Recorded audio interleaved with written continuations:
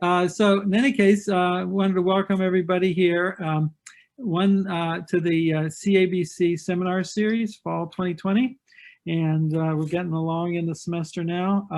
I'm Ed Levin, director of CABC. One thing I wanted to let you know is that we are recording this, just to have everyone aware of that. And the other thing is to preserve bandwidth and keep down on ambient noise. If people can make sure they mute themselves when they're not speaking. Whenever you want to make a question, feel free to unmute yourself. And it's a small enough group that we can have a kind of a free exchange here. And just to look ahead a little bit, on November 4th, day after Election Day, make sure everybody votes here. We have Sandra Comer from Columbia University. She's going to speak to us about medications development for opiate use disorder. How well do results from preclinical and clinical studies align? And then on November 18th, Roy Stein will be giving a talk on expanding access to opioid use treatment, the hub and spoke model. I have the next semester's schedule all laid out. We're going to start off with Rebecca Klein from Duke talking about her work with TBI and voluntary alcohol consumption in the mouse model. And then going on with a list of speakers from Duke and also from outside all the way through the end of April. I mean, we could probably squeeze in another speaker or two if needed. If anybody has a burning desire to present, please let me know. Otherwise, believe it or not, starting to put together the fall of 2021 series. So in any case, feel free to get in contact. ed11@duke.edu is my email. So I'd like to welcome now Christine Tu, who is a Master's of Science Rehabilitation Counseling, Substance Abuse Clinical Counseling graduate, East Carolina University School of Allied Health in 2003. Did her internship at Wake Med and South Lake Healthcare. Has been at Duke for 16 years, working with the substance abuse program and therapeutic orientations with the ACT and CBT interventions. And she's going to be speaking with us today about her work in treatment and addiction, how science and other factors inform addiction treatment. Chris? Thank you very much. I am very honored to have been asked, and I am delighted to be here. I want to start out by saying that over those years, I have learned so very much from you and your department. It is, in fact, I think what makes treatment at Duke unique. We working closely with the addictions division, understanding to the best of my ability the science. I used to attend what I think I was saying to Ed, I think we call the lunch and learns that were on Tuesday. And between my schedule being full and being off now on Wednesdays, I'm not as present, but I learned a lot, and it has been very helpful in treatment. So yes, I'm licensed as a clinical addiction specialist and also as a clinical mental health counselor, which is what Duke cares about because that's how we bill. So, you know, bear with me for a minute. So I'm going to start with something really simple. This fact that how we define addiction. You are all very well familiar, but the reason I put this up there was twofold. One is that when someone comes in for treatment, these are the things I'm looking for. I'm looking for where their substance has caused a loss of control, or where they have a loss of control over the substance, and where there are negative consequences. It's also the definition that I offer to patients because it's simple and it makes sense to them. We, of course, use the DSM to diagnose formally in our chart and based on the criteria, mild, moderate, or severe use disorder. So according to NIDA, and these principles pretty much impact and affect how I do treatment as well, is that since the 70s, science has played a large role in informing how we provide effective treatment. We know now that addiction is not a moral condition, but it is a complex, treatable brain disease, and it impacts brain function and behavior.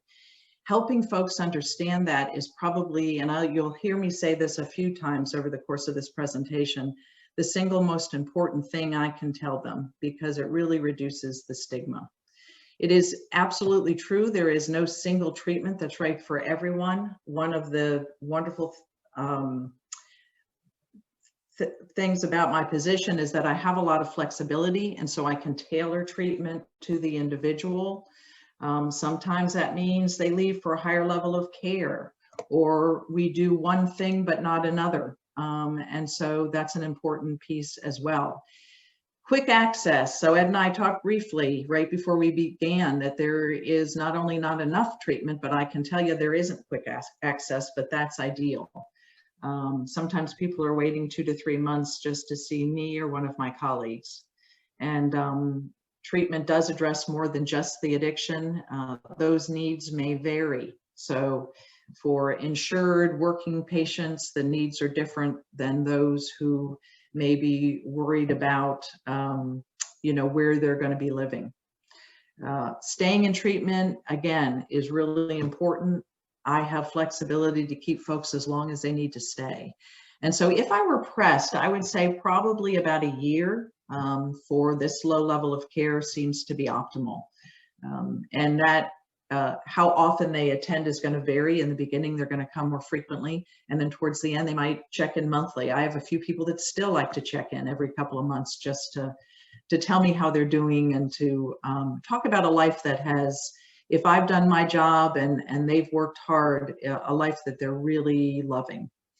We know that counseling and behavior therapies are a critical part of treatment, and so is medication assisted therapy. And here again, science has made such a huge difference. I am always very relieved when the drug of abuse is alcohol or opioids, because I know that we've got good MAT, that we can help them with medication as they need be. And so my call to my colleagues on the science side, not only at Duke, but throughout, is to keep working on agonist or anagonist medications for stimulants, cocaine, methamphetamines, and cannabis, because those are desperately needed. Treatment plans, we of course have a plan in the chart because Joint Commission requires it. My treatment plans probably look different from those in a residential program, but we absolutely do change it as need be. Sometimes people start out and they're really hopeful that outpatient is enough. And when it isn't, we're going to change that plan, get them the help they need, and hopefully have them come back to me. Being at DPOC, so the Duke Psychiatric Outpatient Clinic, it is filled with some pretty great residents, psychiatry residents, nurse practitioners, and about 7 other therapists. We absolutely treat other mental disorders that come along with addiction. In fact, it's rare to only see addiction. Sometimes I do, but more often there are other aspects to the presentation. I highlighted this. You folks know this, but I can't tell you the family members that will say things like, well, they were detoxed, it's not in their system anymore, isn't that enough? And of course we know that that's not anywhere close to enough. It is simply a first stage of treatment. It doesn't have to be voluntary to be effective, and I have seen that play out over and over again, even in a low level of care such as that which I provide. So sometimes people come quite, they're ambivalent, or they're there because they need to be for some reason. But over the course of our work together, they tend to have as good outcomes as those that are really wanting to be there. And this is certainly true in residential treatment. Ideally, drug use is monitored. We used to do that. I used to be in a distinct substance abuse DEP, as we call them, and unfortunately, we no longer do that. I would tell you I wish we had it, but it's not absolute, and I find people still can be, we can be effective in other ways, even if we're not monitoring drug use through urine drug screens. And in addition to the things that we test for with IV drug users, one's health matters. So I'm always gratified when either a resident or Ashwin or Paolo are seeing a patient because they're going to order labs to check liver function and other things to make sure that someone is either maintaining health or getting treatment they need for health concerns. So I want to ask you a question here, and please feel free to unmute. When you think about, I know that many of you do research. You do research with animal subjects, but you also do research with people. When you think about a person with addictive disease, what comes to mind for you? Well, somebody that must use the drug every single day. Okay. Is there a demographic that comes to mind? No. I know this. Can you say more about that, Scott? Well, as a student of drug effects on the brain, I know that drugs don't discriminate, right? I mean, a brain is a brain, and Yes. as I say to students when I teach about this kind of thing, regardless of your genetic predisposition or your social status, if you put enough of X compound into your brain and it's an addictive compound, you'll get addicted to it, right? It's a physical phenomenon. So while there are social factors that may increase or mitigate against risk for initiating or continuing use, once that drug starts going in, everybody's on the same footing. All right. So I love that. And, what I've been also gratified to see is that over the years, the medical students I've worked with that have asked that question, their answer has changed. And so the last answer I got was anybody. And that's exactly right. So since you know that, I'm going to fly through these, but I just want to give you a quick snapshot of some of the people I've seen over the years. Many of these are somewhat remote in order to ensure confidentiality. I've tried to not identify too much, but I have seen a large number of nurses over the years. They're in a stressful job and they also have access. But I remember a nurse I had once who was drinking and using benzos and had really high anxiety. And so part of my job was to help her understand exactly how much she was using, and she was so great about it. She ended up going to residential treatment, came back to me, and last I knew was doing exceptionally well. A beautiful peds nurse, just a lovely person who was so devoted, but was able to divert morphine, use it intravenously as a way to cope with her depression, and in fact had a suicide attempt. She too did exceptionally well and went on to live a very satisfying life.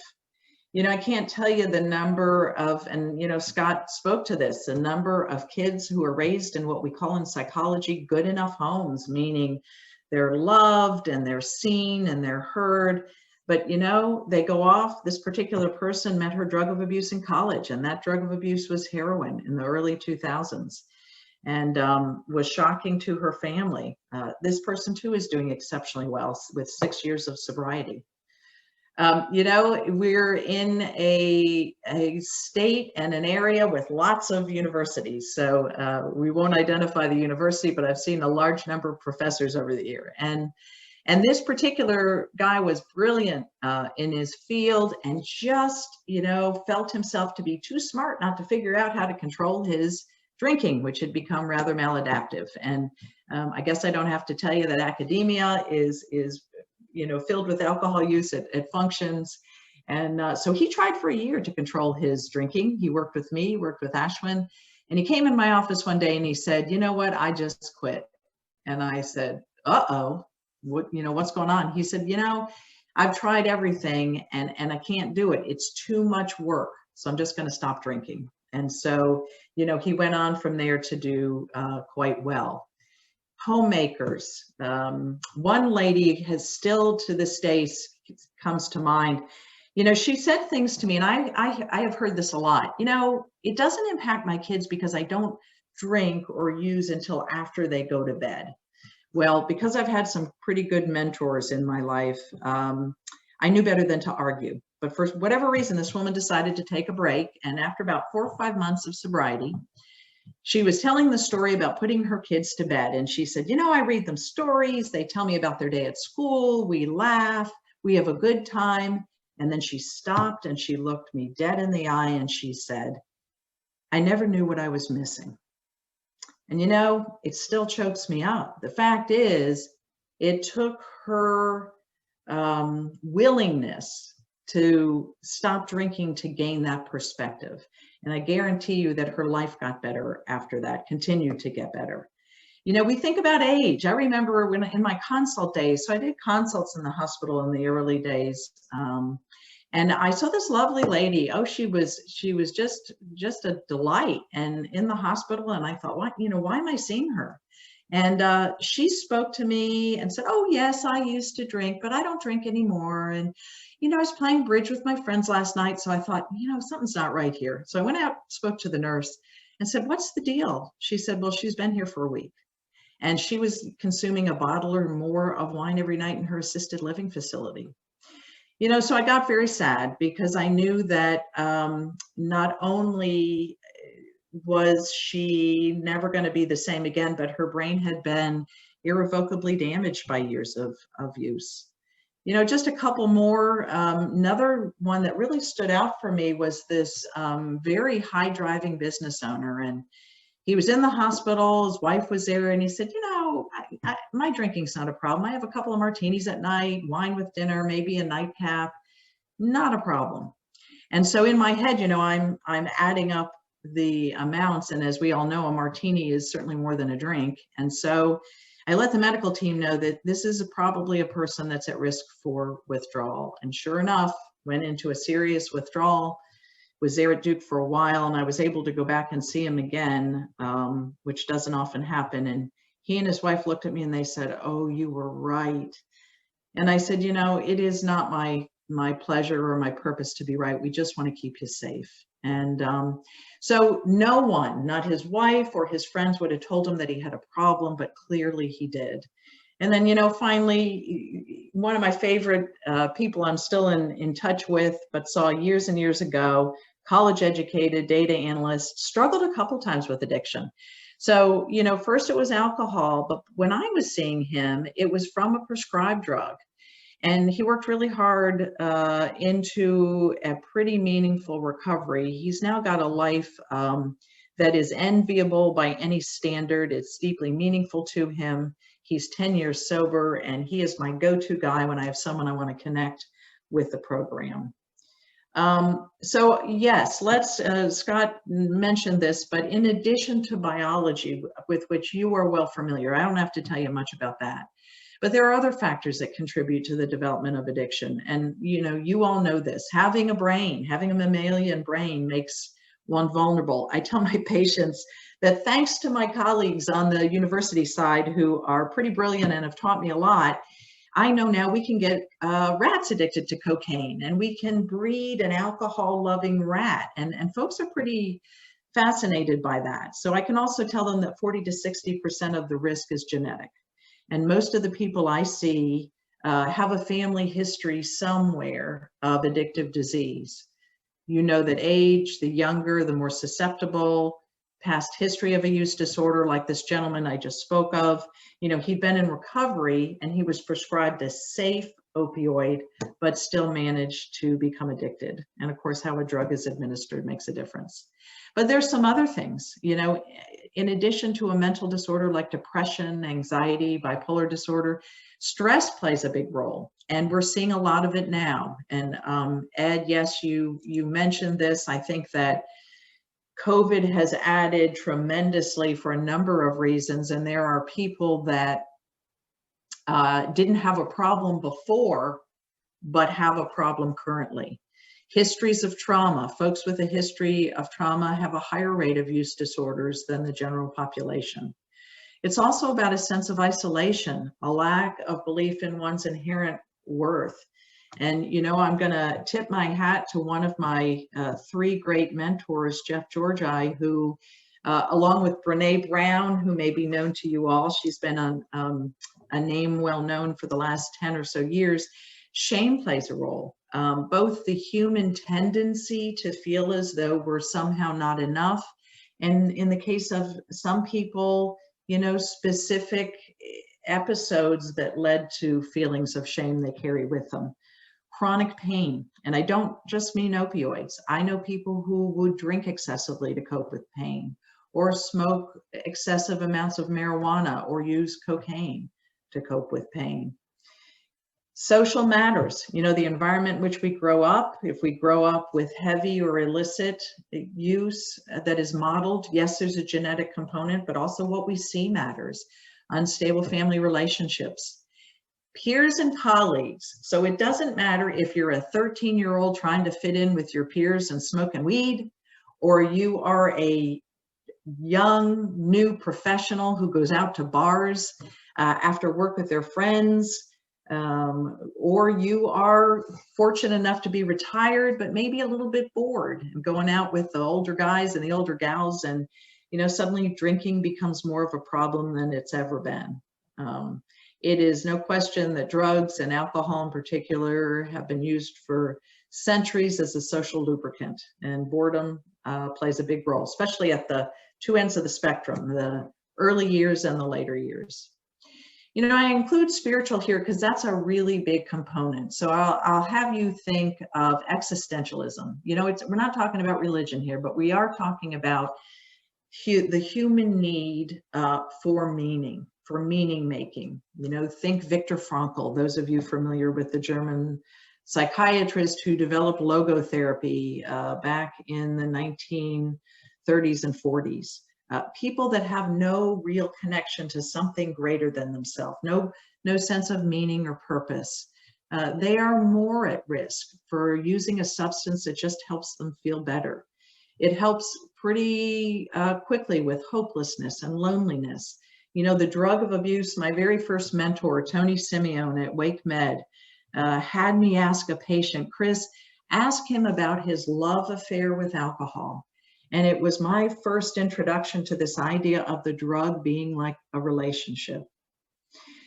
So the good news is that people get well. And that's what inspires me to keep doing this work. You know, folks will ask me sometimes, how do you do it? And I think, well, I just am so inspired. I'm passionate about treating addiction. I'm also inspired by the folks that get well. So, you know, I'm borrowing from, you know, my third mentor I'll mention here, Paul Nagy, who I've known for 16, 17 years. And I borrowed this slide from him and adapted it to fit me a little bit better.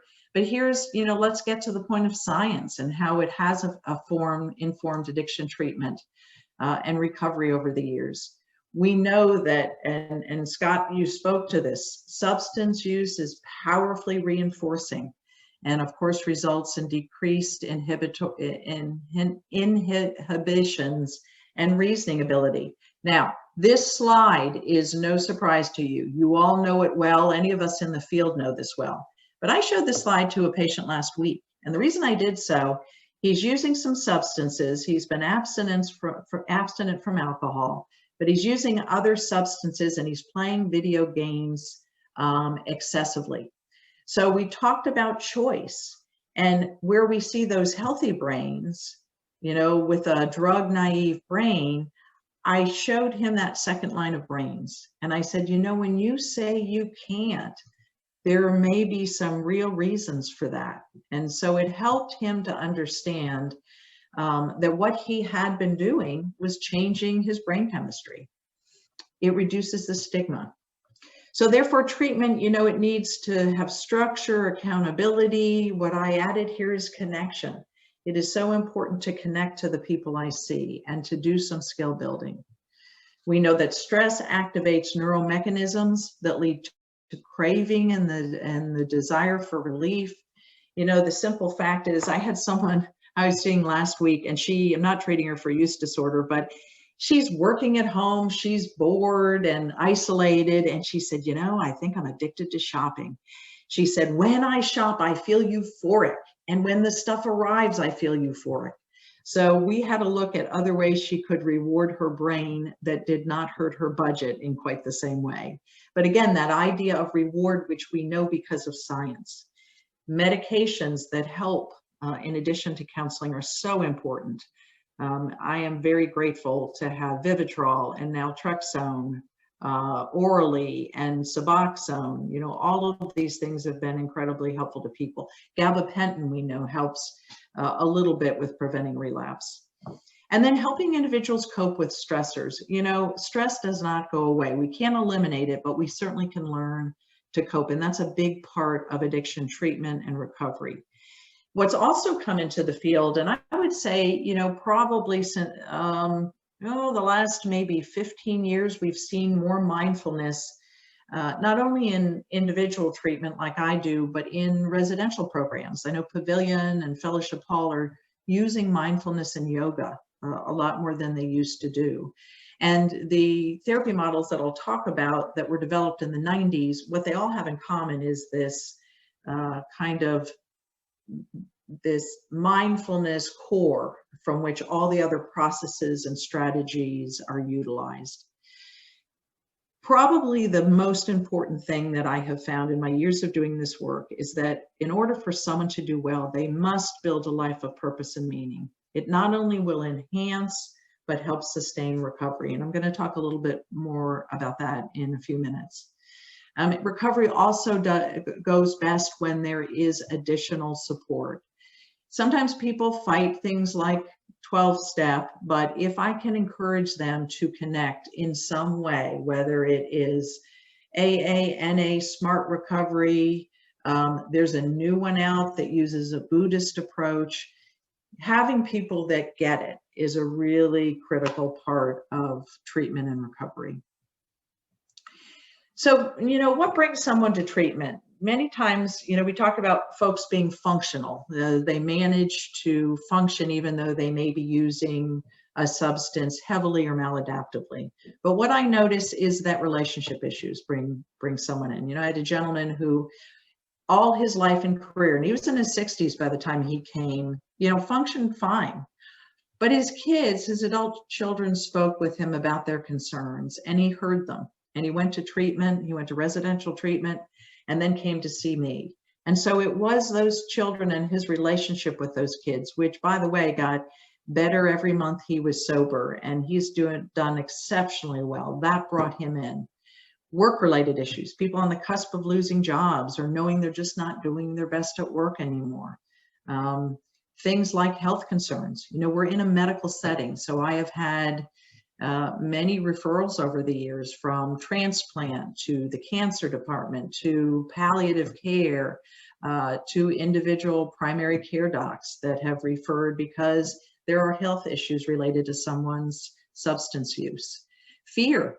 You know, I had this guy a while back, was about 40, a real go-getter. His partner didn't complain about his use. In fact, he got married during the course of our time together. His work was exceptional, but he was afraid. He knew he was drinking too much. And he said, you know, if I don't get a handle on it, that in 10 years' time, I'm going to pay a price somehow. And so it was fear that brought him in. And actually, he made some pretty good and lasting changes. Doctors. I always am grateful for doctors that will address it and ask their patients. You know, I had one doctor, she's awesome. She kept asking this guy, so you're drinking too much, you know, it's impacting your health here. Are you ready for treatment? And he would tell her no, but every time she saw him, she would ask. And one day he said yes. So she emailed me through Epic. I got him in quickly in that case, and he did really well. Legal consequences. I love these. I would much rather have someone get a DUI or get arrested for possession than die. So they can be really helpful and bring someone in. Custody issues if someone's going through a divorce. And finally, you know, some people come just, they have a desire to live more consistently with their values, and they know that what they're doing is not that. So, you know, the other thing I get asked a lot is, what do you actually do? And I have had friends say, so can you do a therapy session? What does it look like? Well, anybody that does therapy knows that it is very individual and we respond to what is happening. But there are some commonalities to what I do upon the arrival of a patient who's coming to see me for a use disorder or coming to see me for anything for that matter. So the first thing I do from the moment I go out into the waiting room and get them is that I work to develop rapport. and to see things from their point of view. That is really critical. It kind of doesn't matter what I think. What matters is what they think. You know, I want to discuss the reasons for change. Why do they want to stop doing what they're doing? Like that young man who was 40. There weren't any, you know, perceivable consequences. So why did he want to change? And so I was able to elicit that from him. And that's an important part, as we know, of motivational interviewing. Providing education with permission. So having that be really interactive, helping folks know, you know, what a substance does to the body, what is a unit of alcohol, what is considered by our National Institutes of Health to be low risk. This is probably the single biggest way I can reduce the stigma, is to have folks understand that it is a chronic relapsing brain disease that they did not cause. Unfortunately, we do not yet have a cure, and they may have lost control, and it's not their fault. So that education is really important. Along with that is to avoid stigmatizing language. You know, from the earliest time of my training and with my mentors, I learned to avoid certain words. You will never hear me use the word addict or alcoholic. Now, if someone comes in and they say, "Hi, I'm Chris, I'm an alcoholic," I'm not going to correct them. But I won't use those terms, because people are more than their disease. People are also not dirty or clean. Almost everyone I see showers and takes baths, but they may have a positive drug screen. So we talk about negative and positive. And, you know, thank you, Jeff Georgi, for talking to me and talking to a lot of folks about the term drug of choice. In my 18 years of doing this work, I have had one person say she chose, and these were her words, "I chose to become an addict. It seemed like a cool lifestyle." Jeff used to say, you know, what is your disease of choice? What is your cancer of choice? You know, so we use drug of addiction, drug of abuse, a maladaptive pattern of use. And that's a really important thing. We're getting better, but there's still a lot of stigma associated with this disease. You know, identifying what success would look like to the patient. I say to people on the very first appointment, if our work together was to be helpful, how would you know? What would be different? And I want to hear from them what they see success looking like. Oftentimes this includes harm reduction. I love working with ambivalence. It's a lot of fun. It lets me use my motivational interviewing skills. And it also, what's cool about that is a vast majority of people who come in with ambivalence end up choosing sobriety. And they do so like that professor I mentioned, or the nurse who was drinking too much, or someone I had recently that just wanted to drink a little less. By the time we were done, she convinced herself that she needed to stop. So we do that through these kinds of things, you know, providing a structured, interactive approach, and using tracking. That's probably my best tool. Is I use the Rethinking Drinking Tracking Guide. And it doesn't matter if it's alcohol or how many times a day you're smoking weed, or, you know, maybe how many times you're injecting a drug. I want people to come to a knowledge of what they're doing. So I tell them, please don't judge yourself. Be a scientist and collect data. That's what I want you to do. And then we're going to have ongoing education about that. When they're tracking, when they're learning, they are being confronted on their own with how their use, how it compares to low risk and how it's impacting them. In addition to offering opportunities to discover their current use, I also want the opportunity to have them look at their history of use. Again, this is not to be done in a shaming way, but in a way for them to understand more deeply. I had a young woman the other day tell me, I use an ACT workbook that I really like. And one of the things that they do, and I made a worksheet for, is a substance inventory. And so she did that, and she said, you know, I thought I knew my use, but I just realized that I've been using half my life. You know, it was a tough realization, but it was really helpful as well. And I want them to tell me how it's impacted the areas of their life they care about, their values, and also give them the hope that change is possible. while there may not be a cure, we know over and over again that use disorders, that addiction can be well managed.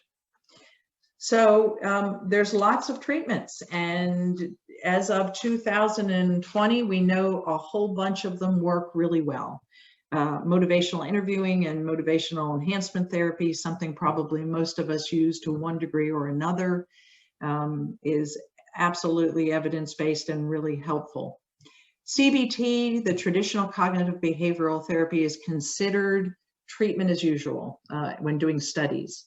But the final three, and you see, of course, that I have highlighted ACT, acceptance and commitment therapy, which goes by ACT, along with DBT and mindfulness-based relapse prevention, mindfulness-based cognitive therapy, are newer technologies. They were developed in the 90s, so, you know, now about 30 years old.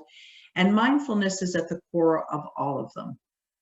So I wanted to take, you know, just a moment, and a few years ago, Ed asked me to speak, and I did a presentation on ACT, so I don't want to get too far in the weeds, and I want to be aware of the time so we can have some discussion.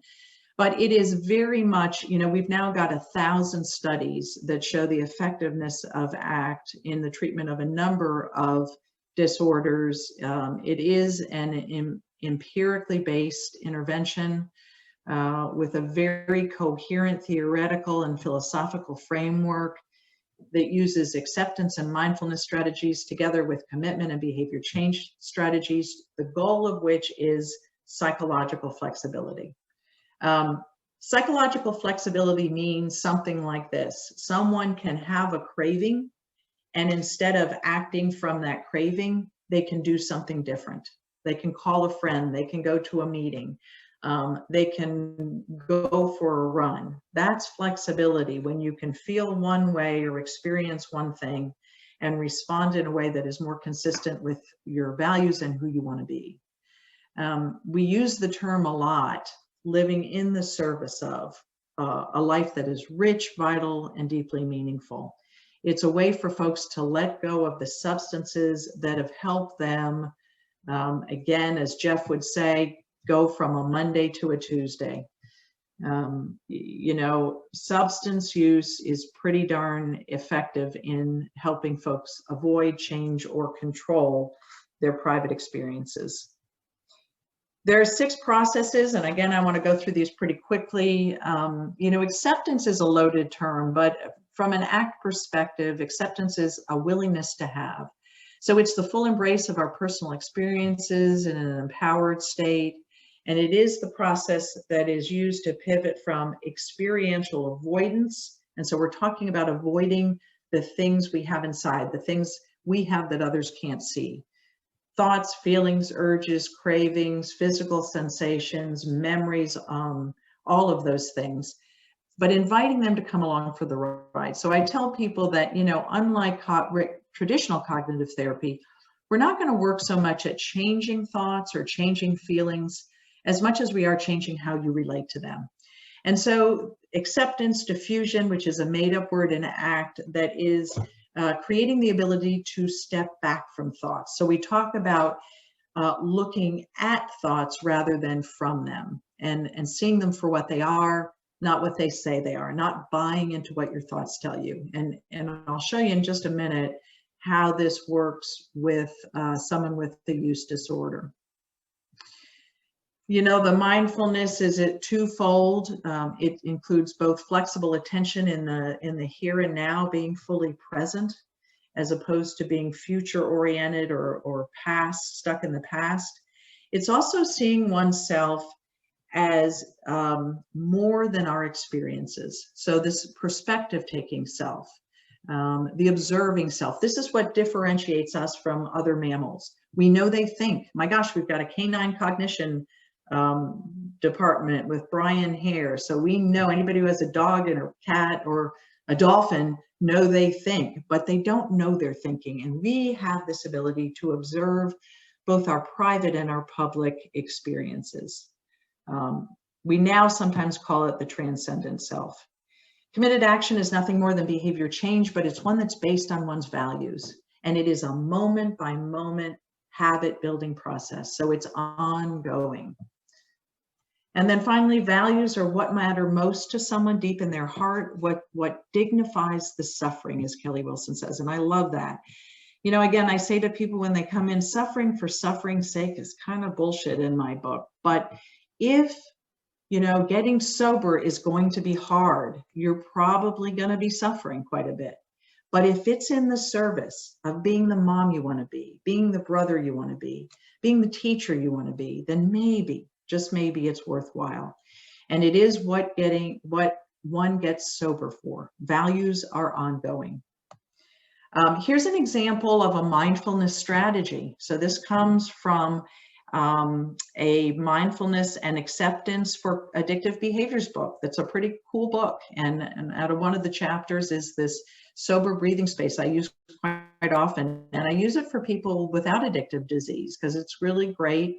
Help them to remember that when a strong emotion or a craving arises, to just stop, to notice what's happening inside. You know, rate your craving if it helps. 0 being none, 10 meaning you want to open that bottle of beer and chug it in the grocery store. To take some breaths, you know, not 1 or 2, but 5 or 6 or 10. And then come from out of the body back out into what's happening in the moment in a way that allows you to respond rather than react, mindfully and with compassion in the service of your values. Really great. I ask people to post it on their refrigerator. So, you know, in a nutshell, we've got this model of psychopathology with which ACT founders hate because they believe that suffering is ubiquitous and we humans suffer uniquely, but, you know, we got to fit into convention. So inflexibility is seen as the problem. Experiential avoidance substances are an extremely effective way to avoid change or control private experiences someone has that they don't like. When one is fused, they may be fused with their view of themselves, with their history, or with their any other kind of mental activity. You know, it's making monsters of words or thoughts or beliefs. If someone has a thought, you know, a drink would be pretty good right now, and they act from that thought, guess what's going to happen, right? But could you notice that you're having that thought rather than act from it? So being in the present moment, again, we humans have this unique ability to know there's a future and to worry about it, to think of all the bad things that can happen. We all have a past that we can remember, and we may remember fondly, but we also may ruminate about. We may think, well, I've destroyed my relationship, things will never get better. Coming into the present moment is really an important part of that. And also seeing the self as more than the labels one wears or the thoughts or feelings one has. You know, things like addict, alcoholic, loser, drain on the universe, those are not helpful ways to think about oneself. People with addictive disease find values to be a bit of a burden, or else they don't really know what they care about. You know, that mom who got sober, before she did, she saw putting her kids to bed. Parenting was a burden when she was working really hard to get to that first glass of wine. And then, you know, inactivity or impulsivity, you know, the compulsivity we know is related to addictive disease, avoidance, persistence. These are all the problems that we see from an ACT perspective.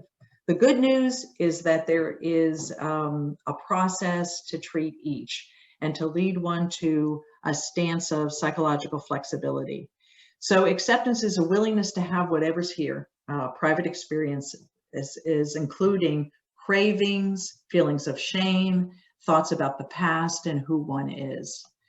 Diffusion is a made-up word, but it is a word that is about stepping back from thoughts, seeing thoughts and other mental activity for what it is, rather than what it says it is, deliteralizing thoughts. So this is not about true or untrue, but it is about noticing a thought and making a decision about whether to act from it. You know, if you have a thought, man, I can do this presentation, I know I can do it, that's probably a helpful thought.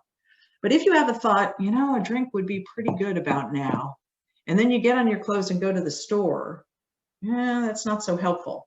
So to be able to notice that my mind is saying that, or to thank my mind for that thought, I need a drink, is a really helpful strategy.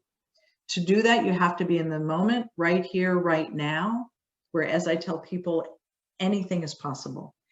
Recovery, as soon as someone enters recovery, they enter a state of ambiguity. Will I use or won't I use again?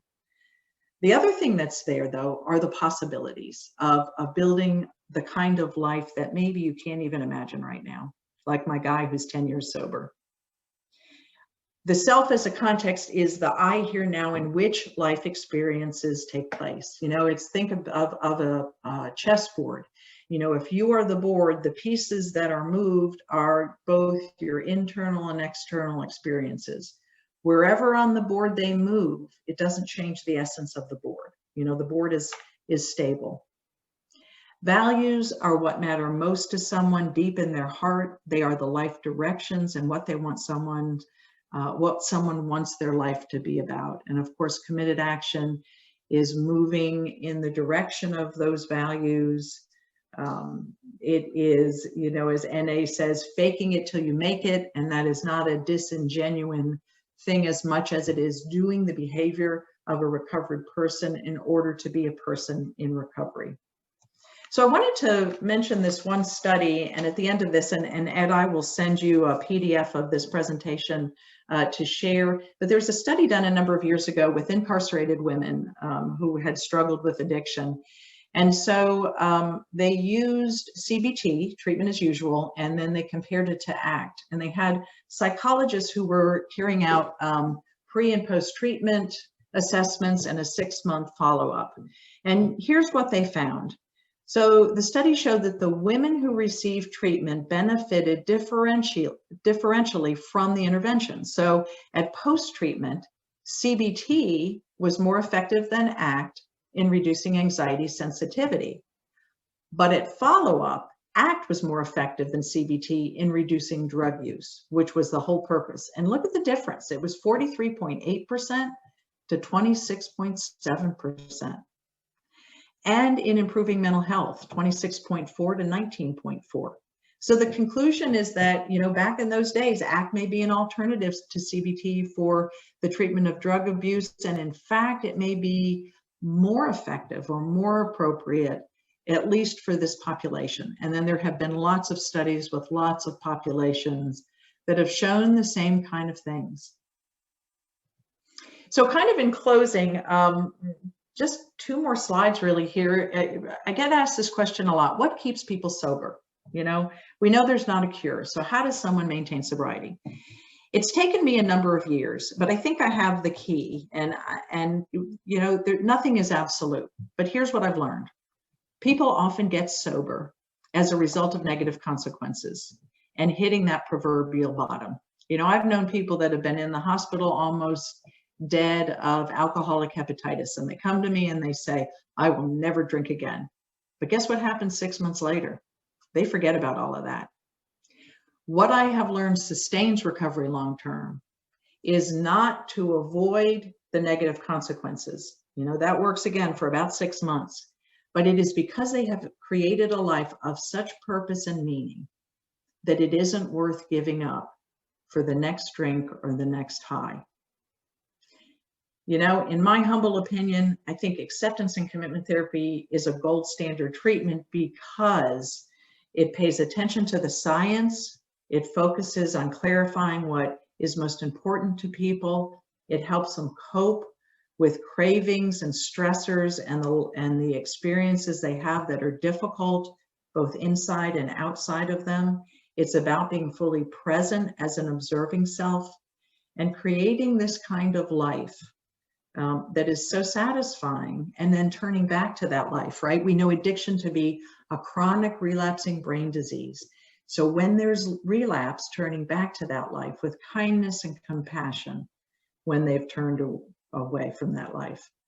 You know, recovery, and I've found living life the ACT way is an ongoing, never-ending process. Some we continue to do, hopefully as long as we have breath. I want to mention one more study and then open it up for conversation. I hope I've left enough time. So in these clinical trials, I've got a couple of pages, and these trials are specifically related to substance use and ACT. But this one on the top is a brand new study that came out in September. It is listed in the Journal of American Medical Association. And as Steve Hayes, one of the ACT founders, they're all clinical psychologists, by the way, but he says you can show it to a colleague, to a friend, or to the dean, and say, this is what ACT is capable of doing. So this study was a very large, two-arm, stratified, double-blind, individually randomized clinical trial. The number was 2,415 individuals. And they were testing an ACT smoking cessation smartphone app called I Can Quit. And this was being compared to a smartphone app that had been deployed by the US National Cancer Institute called Quit Guide. So it included 3, 6, and 12-month post-randomization assessments. Retention in this study was spectacular. And the results indicated that those who used the ACT app had odds of quitting smoking that were 1.49 times higher than participants using the NCI app. The quit rates, 28.2% versus 21.1%. And other outcomes, things like sustained abstinence of all tobacco products, were also statistically significant. So if you have an interest, it's the first study I have listed there under the clinical trials. So I'm going to stop sharing and see all your wonderful faces, and let's open it up. Well, that and to any comments, questions. That was just wonderful. Thank you so much, Chris. And it really is a breath of fresh air in terms of, making us all aware of what's going on in the real world. And you're doing such a fantastic job of that. And I like the idea of focusing on the successes and how do you achieve those successes. And so it, often they, describe addiction as a chronic relapsing remitting disorder, but that is one way to describe it, but there you're describing it as kind of the disease entity part of it. But I wonder if it would be useful to describe it from the health opportunity part of it, and that there are windows of opportunity for changing your life that open and close as time you go through your life, and sometimes whether you're hitting bottom or you're at the top or you're in the middle someplace, for some circumstances you're ready for change. So that being said, I think this idea of that there's this tremendous lag of whenever someone seeks treatment and when they can avail themselves of treatment, and if it's a month or two, we may be missing these opportunities for change. And I just wonder, like they have urgent care places, you're not bad enough off to get to the ER, but you do need to be seen right away. Right. Or something. Is there a way that we could kind of take that into the addiction treatment of, if somebody gets to a point of like, okay, now I am in a state of mind and a circumstance where I really want to attend to my drinking or whatever it is, that they could see somebody the next day and they don't have to be in such dire straits as to, come in through the ER. Sure. Yeah. And you notice I use the term proverbial bottom because there is no, hitting bottom. I see Lynn Bulby is here, and I want to say that that's one of the opportunities. So one of the things we're doing is we are embedding therapists, clinical social workers into primary care practices, so that when a physician or a nurse practitioner or a PA sees someone, and maybe someone says, as they may say to me when they come in, I think I'm drinking a little too much, but I don't want to stop, that they're there to offer some feedback, to engage in some motivational interviewing. This is one of the reasons it's taught in medical school. Granted, it's a really tiny piece, but to teach providers, number one, how to address it when there is that little window of opportunity, and to have people like me or a clinical social worker there to see that person immediately and begin to talk with them. Lynn and Larry Greenblatt do an awesome job in their clinic. And I think these are one of the clinics to model based on my knowledge of what they do. And Lynn, I don't know if you have something to add, because Ed, you make a great point. Thank you for those kind words. And I'll just keep it brief, but we do obviously really try to address it in real time. And we've learned a lot from you and your colleagues when you've been embedded here. And that was why I wanted to listen today. And I know Larry too, because we often have the opportunity to see people and can hopefully address it when we see it and think about it and feel more comfortable. And that was a fantastic talk, I have to say. That was really great. Oh, thank you very much. Very helpful. Thank you. So other questions or comments? Yeah, I have a comment and a question. First of all, Chris, that was a great presentation. Wonderful look at the nuances of addiction and treatment in a personalized way, which I think is really helpful to everybody, particularly those of us on the research side of things that like to think about the translatability of the work that we do and how it, how relevant or not it is.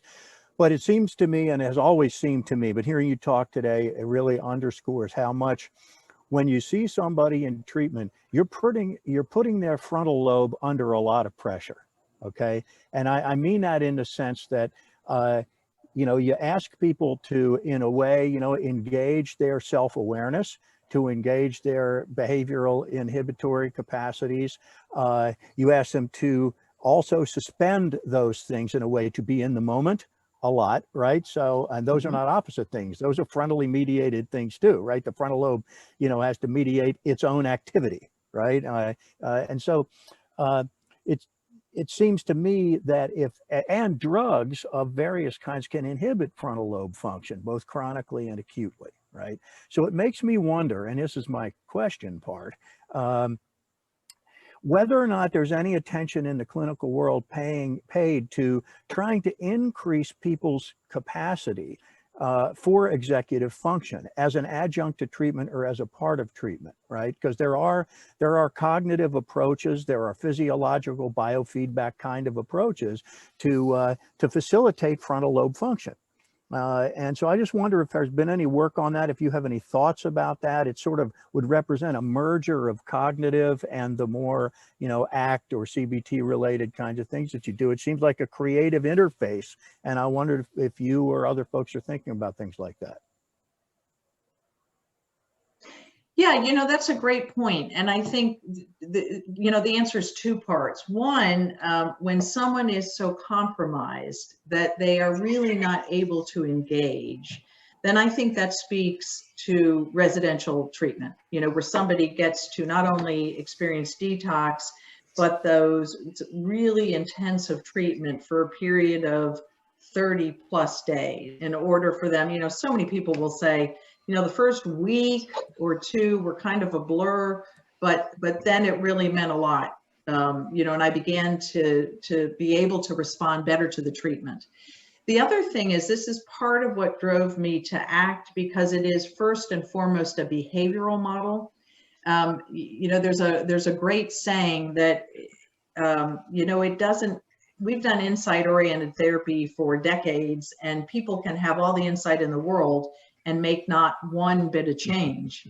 So, I'll cite Kelly Wilson, who says that, experience is the fuel and insight is the exhaust.